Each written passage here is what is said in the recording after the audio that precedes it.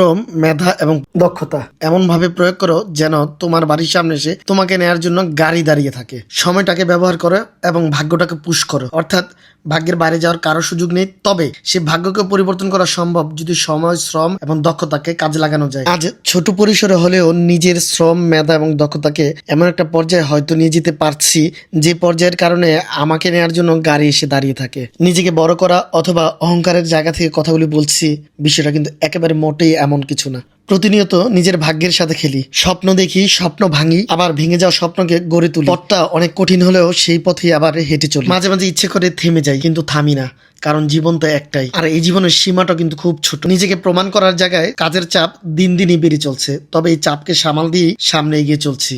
সবাই সফলতাটা কি দেখে, কিন্তু এর পেছনে পড়ে থাকা কষ্ট, শ্রম, মেধা, দক্ষতা কিছুই জানতে চায় না কেউ। আর আজ কিছুটা চেষ্টা আছে বলেই ক্লায়েন্টদের গাড়িও ছুটে যায় আমার ঠিকানায়। জানি না প্রতিযোগিতামূলক এই পৃথিবীতে কতক্ষণ এভাবে টিকে থাকতে পারবো। প্রতিনিয়তই চেষ্টা করছি নিজেকে ভেঙে আবার নিজেকে গড়ার এবং দক্ষতা আরো বেশি অর্জন করার। কতটুকু পারবো জানি না, তবে মানুষের ভালোবাসা এবং আপনাদের সমর্থন এবং সাপোর্ট সবকিছু মিলিয়ে আলহামদুলিল্লাহ। যদিও পথ চলাটা খুবই ধীর, আশা করি একদিন আপনাদের সমর্থনে সেটা অনেক দূরে এগিয়ে যাবে এবং তার কাঙ্ক্ষিত লক্ষ্যে পৌঁছে যাবে ইনশাআল্লাহ।